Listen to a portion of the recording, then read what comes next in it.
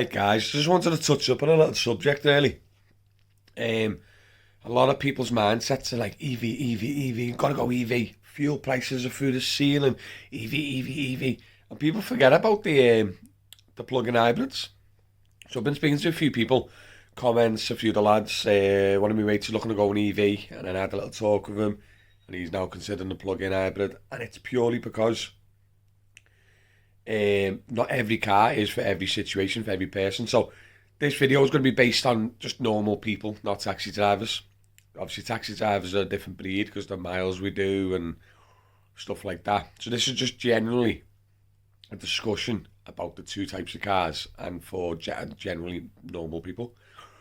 Um, so I'm going to go up against the negatives of both and explain why. So I'll start with EV. EV is like obviously people go like it's the future and all that, and petrol and diesel dead expensive. To be honest, diesel is dead expensive. Diesel is obviously dead high emissions. Obviously, do you want to push out diesels, right? So a lot of people are pushing towards EVs, but the negatives about EVs is if you want to get a good ranged EV, they're expensive. They are. Also, you've got to buy one of those home chargers that gets fitted on the side of your house. They can be 600 quid to £1,000 to be fitted on the side of your house. And then with the price of electricity flying through the ceiling as well, you've got to charge it. So they're like a few negatives about an EV. Also, it's range limited. So even if you get a 200-mile ranged car, there'll be a situation where you want to go drive up to Scotland, go camping or go to the caravan down south or wherever, and you got to plan your charging points. And obviously the rapid chargers like services and stuff like that can be expensive as well. So these are all like negatives towards an EV. But then you got to look at the reason why you want your car, right? Now the negatives about a plug-in hybrid is they're not as cheap. They're cheaper to buy than full EVs. They've only got limited range of full EV. But what people aren't aware of is once that range goes, you've still got a self-charging hybrid, right? So you've still got great mile per gallon.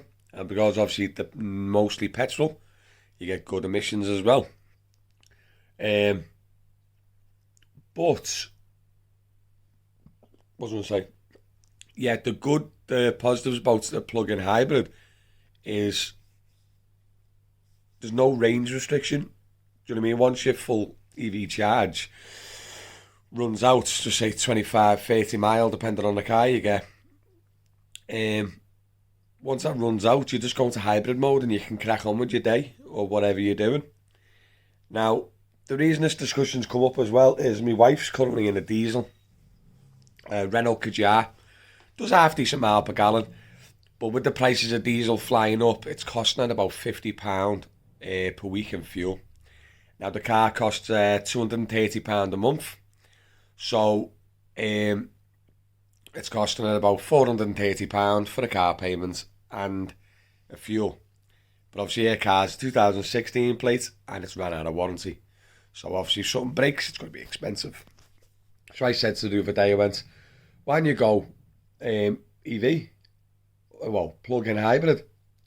And she's like, oh yeah, good, blah blah blah, yeah, sound. And one of the benefits is if you don't need massive amounts of range, the plug-in hybrid's perfect for you. So as a prime example, she will either be driving to work, to uni, or doing the school run. Now you can do the school, just say she's off today and she's got to do both school runs. She can do the school run in a plug-in hybrid, drive home, plug it in, do what she's doing in the house, do the second school run in full EV again, come home, plug it in, and there you go. She's used a zero fuel. Now, the benefits of obviously a plug-in hybrid as well is, can you hear that? My neighbour's drilling. Pack it in! So the benefits of a plug-in hybrid as well is you don't need a wall charger. Now you can get one, but you can actually plug them directly into an outside socket. So I've got two outside sockets in the front of my house. I plug my car in, she'll be plugging her car in. Now, normally, typically, plug-in hybrids take about 4.5 hours to charge fully from an external plug socket, a 3-pin plug. And you can normally get it down to about 2.5 if you've got a wall charger. But 4.5 is normally plenty. So if she wakes up in the morning, it's been plugged in all night. She's got 25-30 mile range. She can drive to work, home from work. Hasn't costed a penny. But then if she needs to go drive somewhere that's like, I don't know, 200-300 miles away, same again, you haven't got the limitations of a full electric car. And that drilling is doing me head in and also ruining the video. I apologise. But he's like Bob the Builder next door and he always does work. Where was I? Yeah, so I wanted to obviously explain the differences before you start thinking to yourself, I need an EV, it's the future, and obviously I can save loads of fuel by not putting petrol or diesel in. But I wanted just to make people aware that the plug-in hybrid is definitely a viable option for normal Tom, Dick and Harry people, because the limited range on a plug-in hybrid is just normally, it's enough for everyone. It's plenty for everyone. This morning I've got a plug-in hybrid bus, haven't I? And I've just done the school run. It's about a 17-mile round trip school run. And I've done it in full EV. So that school run this morning didn't cost me a penny in fuel. Obviously it just cost me what it cost me to charge it, which is a lot cheaper than fuel. Now, that's another point as well. Plug-in hybrids are cheaper to charge because they've got smaller batteries. So that's another positive. So your lecky bill won't go flying up as well. But I just wanted to make people aware, really, guys, because I've spoke to a few people, especially when I started reviewing EVs. Like one of the lads, he's been looking at EV, and I messaged him. He went, "Oh, I seen your review.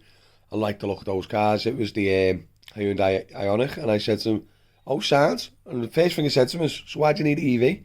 He went, "God, fuel prices are dead expensive, so I want to obviously save so we can charge it up and all that." I went, "But when you get a plug-in hybrid," I went, "How big's your commute?" He went, "Oh, I'll be driving to work and then driving home from work, like 8 mile there, 8 mile back."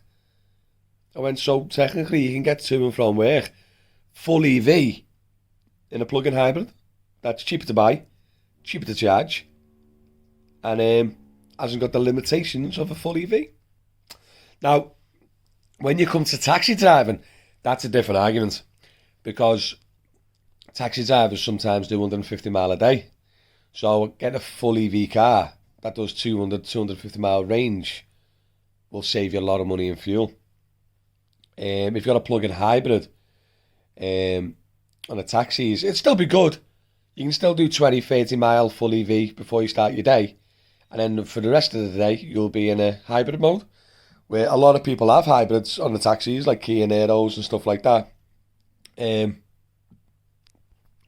So, yeah, that's really all I wanted to talk about. But it would be interesting to see what yous reply in the comments. I want to have a little chat with you today. I want to know what you think. Obviously, there's benefits of a full EV. There's benefits of a plug-in hybrid. Myself personally, I'll probably say normal self-charging hybrids. I reckon they are kind of losing benefits. Like, I think the plug-in hybrid's a bit more expensive than the self-charging hybrids. But for a lot of people, you can get away with being full EV from a plug-in hybrid and not using any fuel. So I don't know if self-charging hybrids, there's not much benefit for them now. You know, since the plug-in hybrids are so good and the full EVs are so good. I don't know. Let me know in the comments, guys. But before you buy an EV, before you buy a plug-in hybrid, think of the situations you're going to be in. If you've got quite a small commute or school runs, plug-in hybrid, full EV, you won't use any petrol, any diesel, but then it'll save you a fortune in buying one. Obviously, if you go all away a lot camping, going to, like days out, so like, I don't drive up to Scotland for the weekend and stuff like that, I'd say plug-in hybrid, because you then, once your range is up, you got your hybrid to keep you going. With a full EV, you're limited.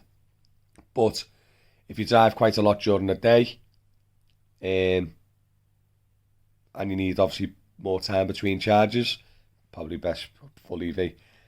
The people always ask me what's the best car. It is proper to do with your situation. It's very situational. Do you know what I mean? If I didn't have my plug-in bus, because you can't really get a full EV bus because they're just too big, you wouldn't have a good range on them. If I didn't want to go and get me bus because I want to do like airport and XL work and stuff, I'd probably go full EV because I'm a taxi driver. I used to work in an office doing internet marketing. If I still worked in the office, I would definitely get a plug-in hybrid over full EV. So it depends on the situation, you know. But don't forget as well, guys, you can charge a plug-in hybrid via a 3-pin plug on an outside socket. I got told and I read somewhere that you cannot plug in a plug-in hybrid via an extension lead. I don't know why, but I got advised not to do that. So you would need to get an outside socket fitted on your house, or you can have a wall charger as well. I think up to like 7 kilowatts you can charge a plug-in hybrid. Yeah, that's it, guys. I just wanted to let you know what you reckon. Let me know in the comments what you think. What car's best for what situation? And do you think self-charging hybrids are the past and plug-in hybrids and EV are the future? We can all probably agree that diesels are not the future. They're going to be, diesel cost is going to be over £2 a litre soon, more or less. Next 6 months will be over £2 a litre. I can tell you now. The government's pushing it up because they want to get rid of diesels, and they're just going to keep pushing it up. But that's why, luckily, the plug-in hybrids normally hybrid with petrol engines because it's more efficient. But yeah, let me know in the comments, guys. I hope you enjoyed the video. Give me a big thumbs up and subscribe if you haven't already subscribed. And I'll see you on the next one, guys. Peace out.